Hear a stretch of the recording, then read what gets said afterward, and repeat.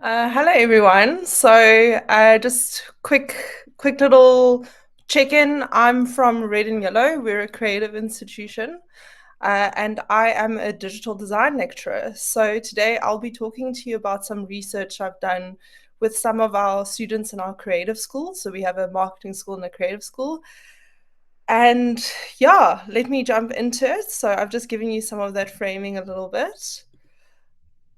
There we go. Okay, so I have always been interested in this idea of burnout.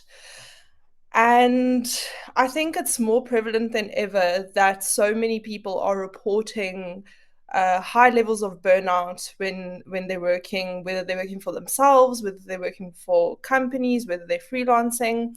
And so I've been very curious about that, and that's kind of been stuck in the back of my head as I've been a lecturer as well, and picking up on this idea of burnout specifically. So I want to paint a picture for you of Red and Yellow. So we have a marketing school and a creative school, and our creative school sit in the studio open space environment in this big hall open space. So you can see this is what it kind of looks like. There's tables spanned across. The students have reviews with their lecturer in the space. We do workshops in the space. So there on the left, you can see I'm literally standing on a chair addressing a whole big class there for workshops specifically. And it's a very, we really look at it as a point of collaboration, where collaboration between students and also between the lecturers and the students happen. And it can be noisy and stimulating and wonderful.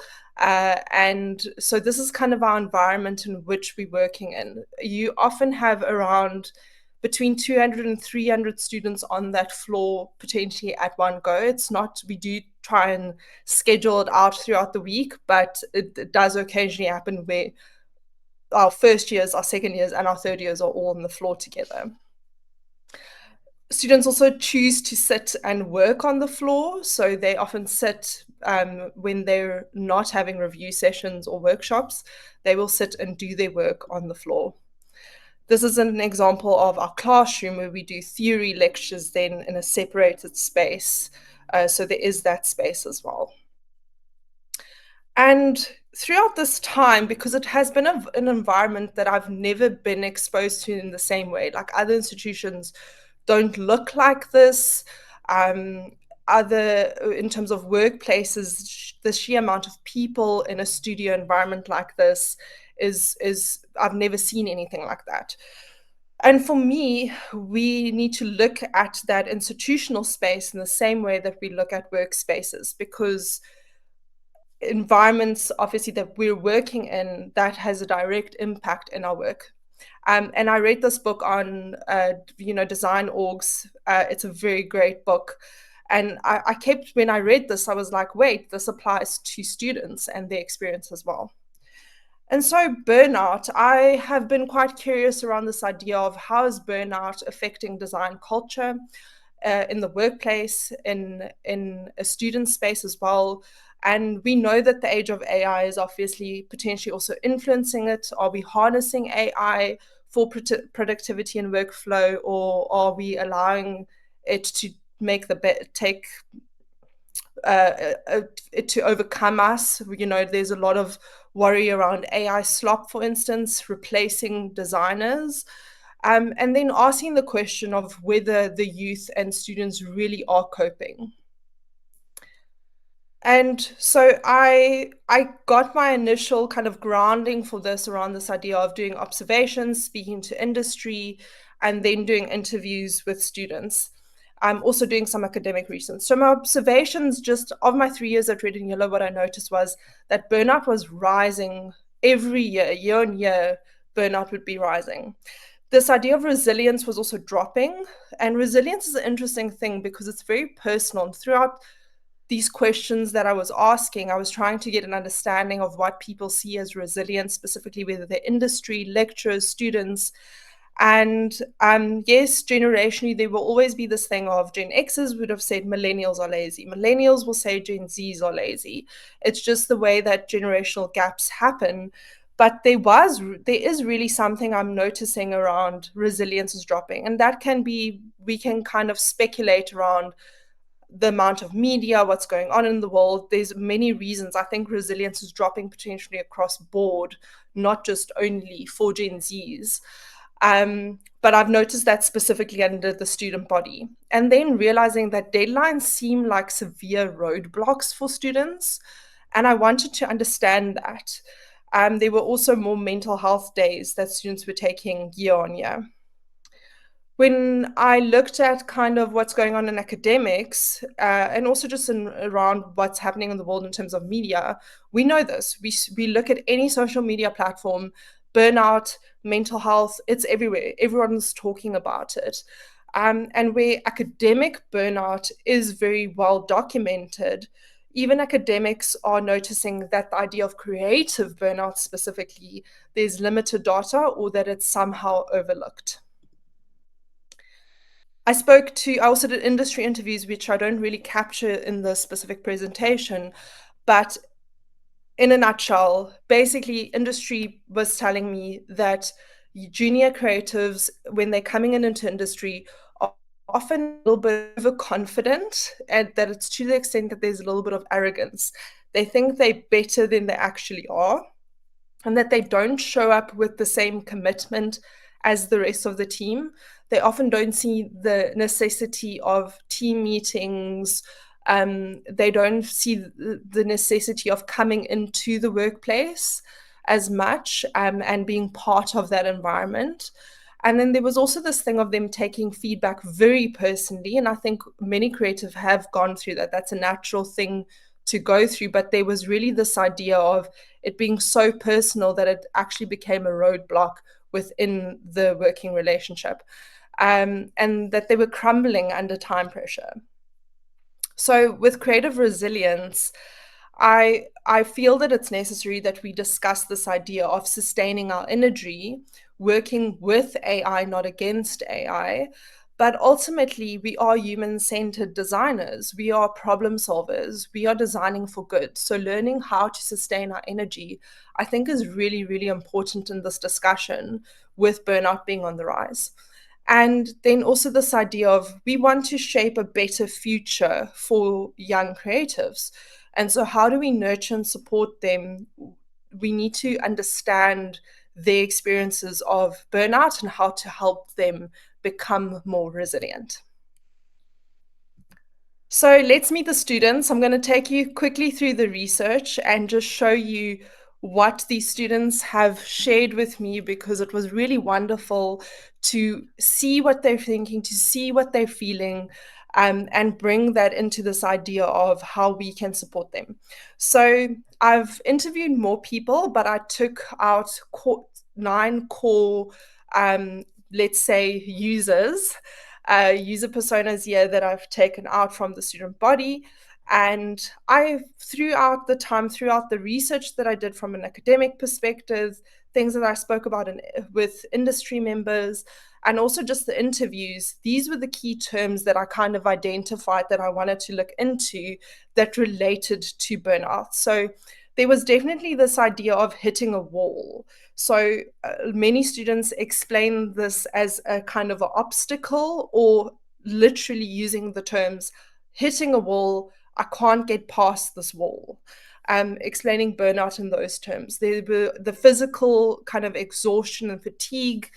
There was definitely overwhelm, overstimulation being explained. Some students also gave this idea around feeling paralyzed, that they would become numb, despondent. And that's also why I brought in procrastination, because I wanted to see if procrastination is really also an influential factor when it comes to burnout.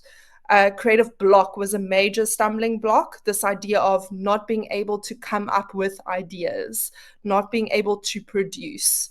There was a lot of comparison with other people.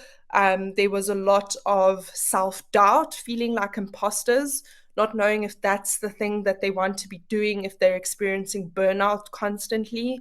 There was a lot of depression and anxiety also being mentioned. feeling like things are an obligation, not so much a passion anymore. There was this idea of deadlines. But the last four things I think was really interesting was there's a desire for really good communication. There's a desire for freedom. There's a desire for activities or even creative activities that, yes, outside of work, but not taking it home, but within the work environment. So the work, the activity should not be outcomes focused, but it should be outside of the work, but in the work environment. Let me know if I'm not phrasing that right.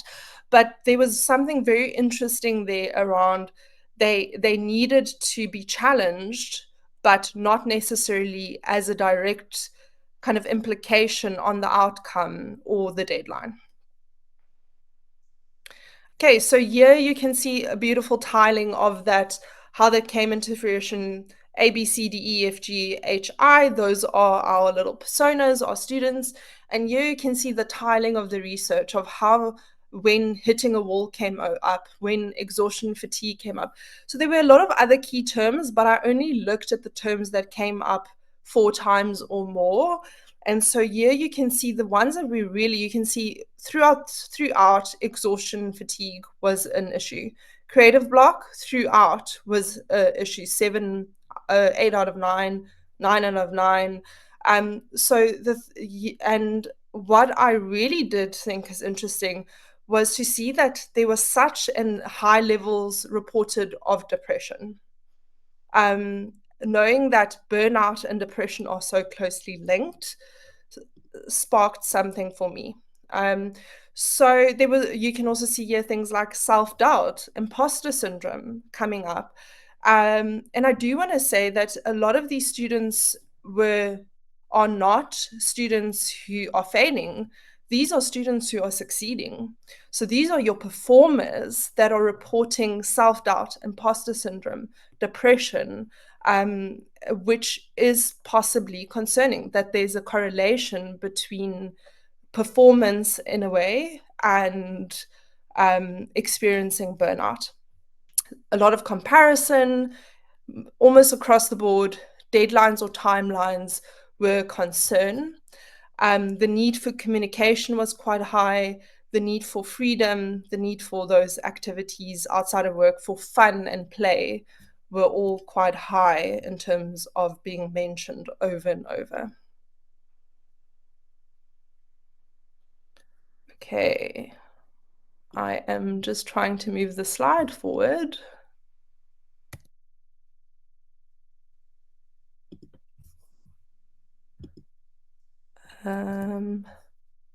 Iggy, can everyone still hear me? Oh, goodness. Okay, I'm having some technical difficulty with the slide. Let me just stop sharing and reshare.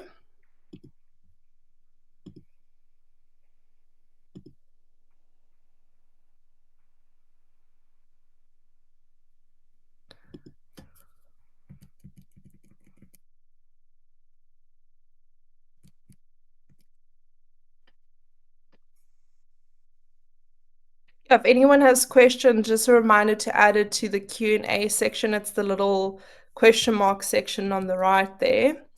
But okay, so I'm just gonna, as I'm scrolling through to our the rest of the research, there was a very high correlation between burnout and depression, and not just depression in the sense of feeling sad.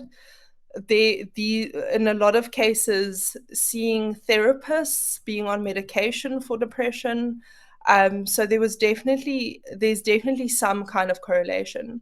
So here's a quote from one of the participants who spoke about how it was similar to depression, that she battled getting out of bed in the day when she was going through a period of burnout, that she was struggling with that creative block, not being able to come up with ideas and hitting that wall.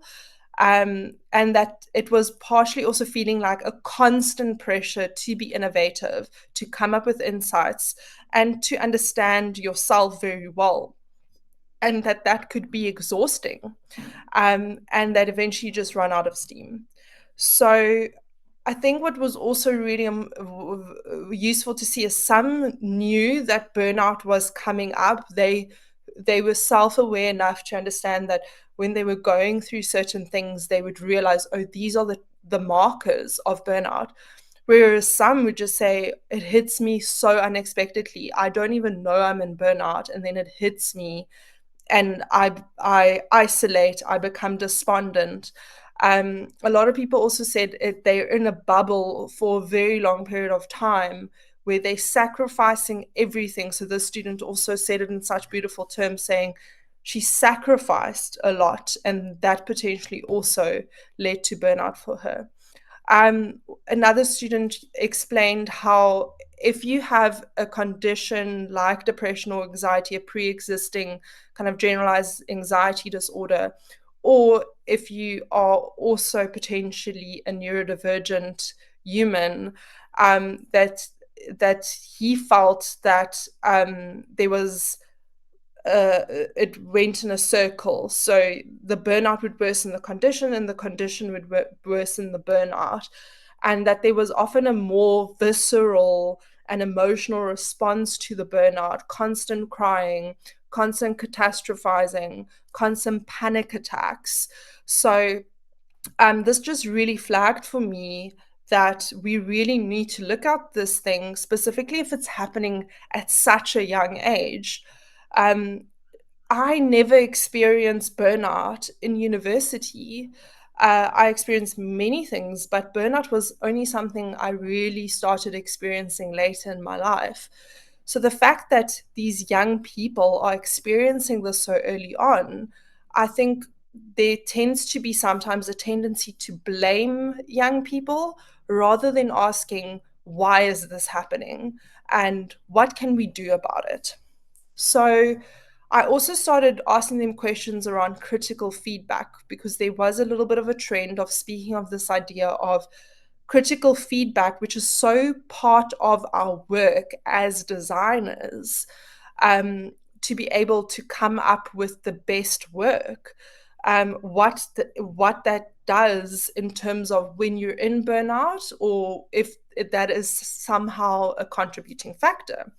And what this one participant told me was that critical feedback is often the fire starter for burnout. So it's not necessarily that they mind the critical feedback, but when you're already not sleeping, you're already battling coming up with ideas. When the critical feedback happens, even when it's good feedback, it can be a fire starter for burnout, because it results in this idea of you're overthinking, you're attaching your self-worth then uh, to essentially this project that you're doing.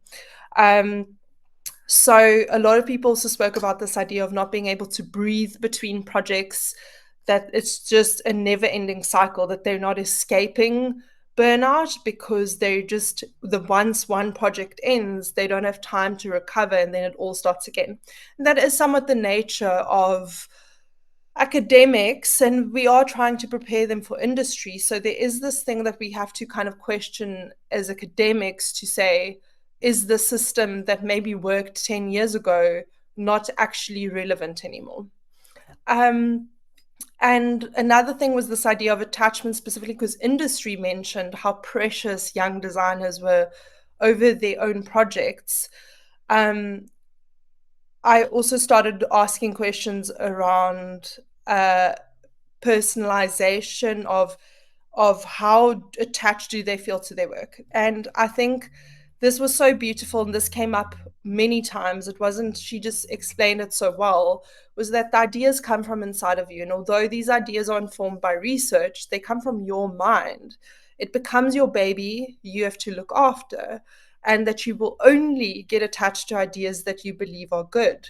And I think when we're in a senior position, potentially criticizing or critiquing the work, we tend to forget that um, people will only produce or get attached to ideas that they really believe are good.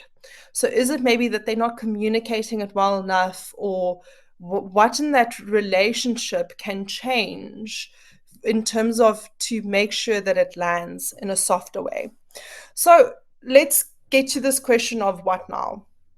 So why do this research at all? So I definitely think that going back to design culture is that I truly believe that happy design cultures are not an accident. We need to work on it, build on them. We have to create systems, rituals, and leadership practices that really enhances creativity and allows for that creativity to flow without our people burning out. So, coming back to some of the research that came out was this idea of the creative task outside of work. So, whether that is something like a team building exercise or physically removing yourself from the work environment, then being able to, when you're on a project, going and seeing the client and how the client operates, even something like that can help facilitate the creativity. And that there's an element of fun and play. And I think in the workplace, we often lose sight of that because we're thinking of profit, making sure that the client is happy. But in order for designers to have a healthy culture, there needs to be some element of either it needs to be personal for them or they need to have an element of play and fun. So, something that's physically outside of the work, but even within a workspace potentially. So thinking through those kinds of rituals and practices. So this is an exercise we often do with first years as well, where we get them to, and it's unrelated to the project that they'd be doing, but we get them to draw each other. Many of you might, if you've taken art in school, might have remembered this little exercise. Sit and draw the person across from you, but you're not allowed to look down at the page. We always get so much laughter because it looks funny. We are also just letting them draw characters, draw little personas for apps that they make, things like that, even if it doesn't exist in the app, for instance. And yes, I think we need to remember that design is a form of art. It is a form of expression, even if it is tied to a specific deliverable or client outcome. So, allowing a space for that to happen, I think, makes for a healthy design culture. And then supporting future graduates. Is there potential where, yes, easy for me as a millennial to go and criticize a Gen Z, but are we really understanding their context and needs? Are we understanding their values? And in our workplaces, are we actually creating a culture of belonging where when they're coming into the workplace, that they find safety there, that they are part of a community and that their perspectives matter?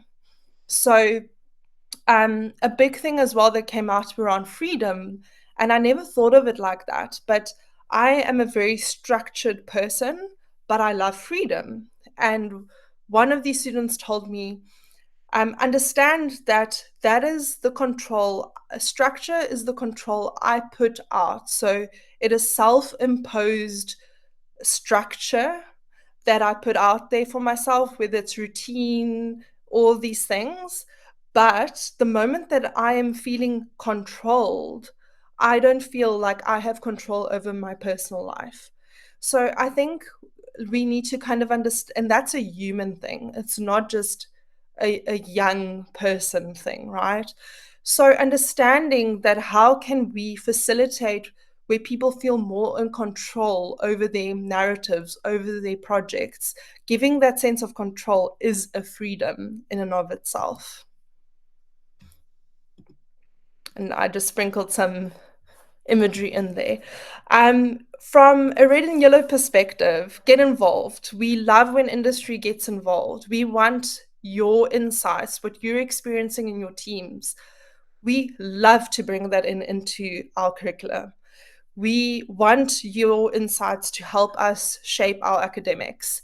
And we do invite people for masterclasses. We even allow people to come and have workshops with us, that you can essentially explain that. So I'm at the end, but here are some key quotes when I ask them, tell us what you want, what you need to help you become more creative, resilient. And these were some of the quotes. We aren't robots. It's important to feel seen. We need consistency. Help us get through the burnout. I'm looking for guidance. Help me get out of the hole. I need a different perspective. We are human. We sometimes just need a break. Understand that we know we have to push ourselves creatively, yet we are human beings. We all work in different ways. Have patience with us. Creativity takes time. We need to be reminded of our purpose.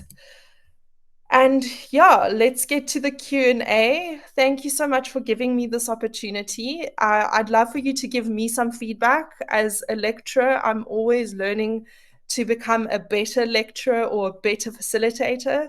So please scan this QR code. And these are the five questions. Yeah, I'm happy to get into the Q&A session. Liz, thank you so much for that talk. Okay, Caleb said your students are so lucky to have you, Liz, and I Thank you. definitely second that because, uh, I mean, yeah, I mean, you're helping them, you're providing an understanding for them, you're helping to shape, in certain respects, and the way that you're doing it through the understanding that you're sharing. I mean, that's phenomenal. Thank Um, you. And uh, thank you, Caleb. so let's jump into the questions. And also, I just want to remind everyone, please engage with the QR code. Yeah, engage with it.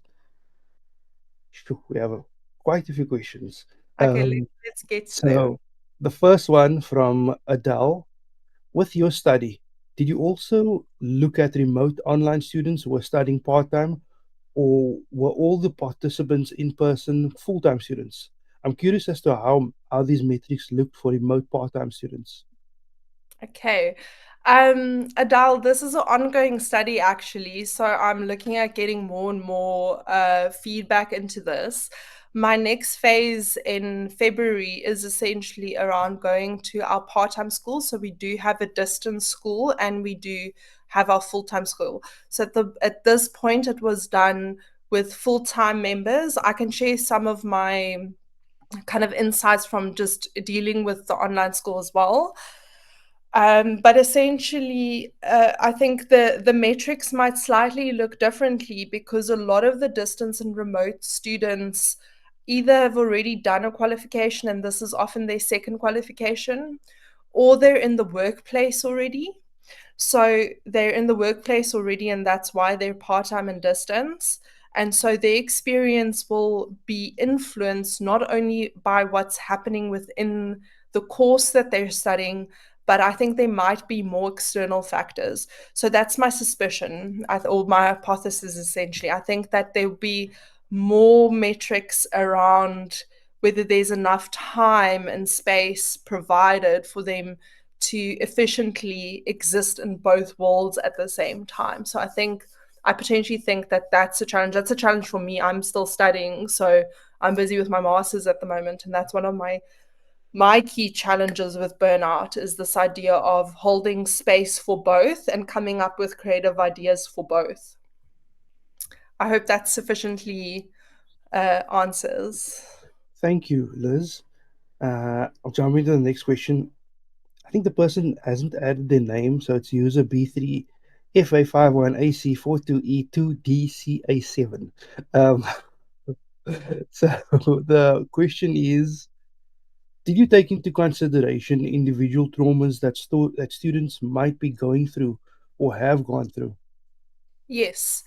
So many of the questions specific, and this is, I kind of didn't put everything, it's quite a big study. I had about an hour to 2 hours with each of these students, and also multiple other students as well. So in terms of like the traumas, I'll give an example of one. One of the participants, one of their family members have been diagnosed with cancer. um, last year. So they've been kind of battling with.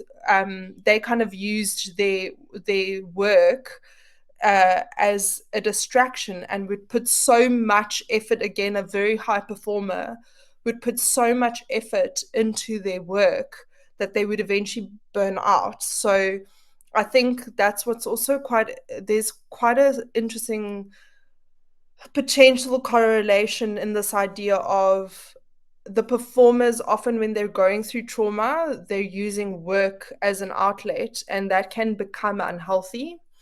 There's also like another participant in who in her first year had a bunch of brain operations. Um, and like that obviously also has an influence on her experience of burnout. So we have considered, definitely we've considered those personal traumas, for instance, and we've also even considered traumas in that's personal but that happens within the academic space. So I think what's very interesting is we can't divorce that from the work. We are whole humans. um our ideas come from us and from our personal experiences. So there's often this idea in some organizations around, oh, people are burning out, but the burnout is also influenced by what's going on at home. And yes, that's true, but we spend a large portion of our lives in the workplace. And everything, they both influence one another. So we can't treat the workplace, in my opinion, anymore just separate from those personal things, because those are also the things that potentially make us good designers and good problem solvers. Yeah, there you Thank go. you. Um, our next question is from Maru. Says, thank you. Lots to think about, especially when mentoring or leading a team of young creatives. Out of curiosity, what are your plans with these research insights? Are you working them into your course? I would imagine it might be useful for young creatives to understand what to look out for. Okay, thank you, Mo. Yes, so I'm also a program manager at Red and Yellow. So essentially, I am definitely bringing this into the curriculum already. One of the big things that I'm a part of with my own team, so I've got a team of lecturers, is that we're rethinking a lot of our own teaching pedagogy. So we're bringing a lot of that play, bringing a lot of going outside of the campus to get inspired, taking making sure, because our campus is indoors and you can there are windows, but you can kind of get into this time bubble of you're locked in on campus for 8 hours and not moving anywhere, because we have good coffee on campus. So no one leaves campus, and so we are actually trying to bake into our curriculum and into our courses a different type of pedagogy and teaching approach, essentially, of what we're doing. And I definitely think as well that in our actual like timeline discussions, we've been having a lot of discussions around from a timeline perspective, from a critical feedback perspective, how do we actually adapt our programs while still remaining true to the Centre of Higher Education's requirements, but how do we actually adapt things and the program itself to consider potentially a different pace? And it's a very hard conversation to be having, because um, things have been done for so long in a very specific way and have yielded results that it's sometimes quite a challenge to say, oh, we're going to be the institution that's going to change this. Because we kind of have to test things out. And I think that's what we definitely try and do at Red and Yellow a lot, is that we test, we try and stay relevant to industry, and we're quite responsive to industry. So we do try our best to do it, but it's not a easy, like, it's going to happen like this. It's probably going to take 2-3 years for implementation to efficiently happen. Thank you. Thank you. I hope that answers Maru. Um, and then we've got the last question from Yang So. Um, do you think these burnout patterns are consistent across different schools of design? do these burnout patterns continue once they're out of uni? Okay. There's two questions here. Thank you. I love both questions because that was also central to some of my research questions that I was asking. I actually asked the students, I would love to take this study into other institutions as well and see if this is an institutional issue or if this is a university issue, and to actually see the kind of credibility of this existing within other institutions. So that's why I'm saying the study is continuing, because there are potential plans for that kind of thing to be happening. But what I did definitely ask the students was this idea of a lot of happens in other institutions.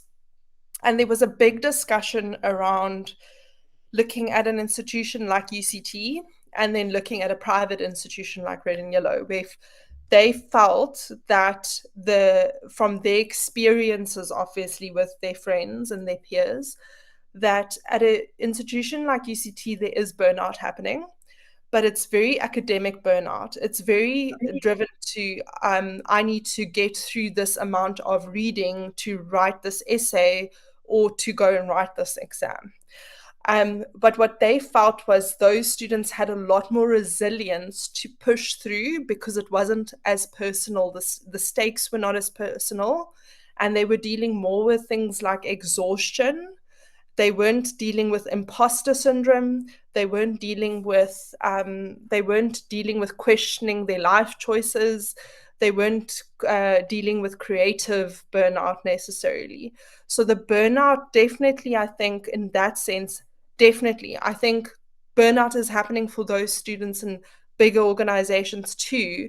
But I think what's very particular in this instance is this idea of creative burnout, this idea of hitting a wall when there's ideas happening.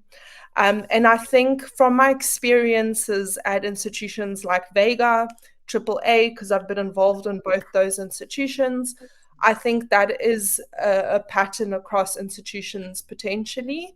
I think they're finding very similar patterns of burnout.